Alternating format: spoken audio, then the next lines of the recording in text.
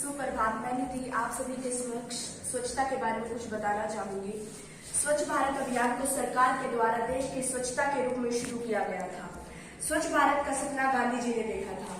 उन्होंने अपने सपनों के संदर्भ में कहा था कि स्वच्छता स्वतंत्रता से भी ज्यादा अधिक जरूरी है।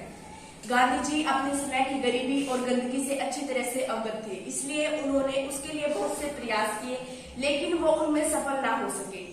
अगर आंकड़ों की बात की जाए तो आज भी हमारे देश में बहुत से घर ऐसे हैं जहां पर शौचालय नहीं है, जिनके कारण बहुत सारी बीमारियां फैलती हैं।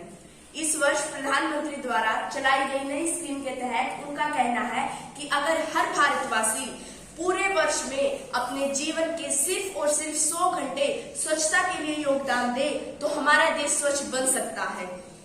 अगर हम स्वच्छ और सुंदर माहौल में रहेंगे तो गंदगी से होने वाली बीमारियों से बच सकेंगे, अगर नहीं तो उससे होने वाली बीमारियों का सामना हमें करना पड़ेगा और जिसके जिम्मेदार हम खुद होंगे। हम सब यही सोचते हैं कि अपने घरों की सफाई रखें, इसमें कोई बुरी बात नहीं है, लेकिन हम सफाई करने के बाद उस कूड़े कचरे को किसी के घर के सामने, गलियों में, सड़कों पर ऐसे ही फेंक देते हैं। ये तो अच्छी बात नहीं है। हम सबने एक मुहावरा तो सुना ही है कि कुत्ता भी जहां पर बैठता है तो खुद से साफ करके बैठता है। अरे अगर कुत्ते को इतनी सफाई पसंद है तो हमें क्यों नहीं? आखिर हम तो इंसान हैं।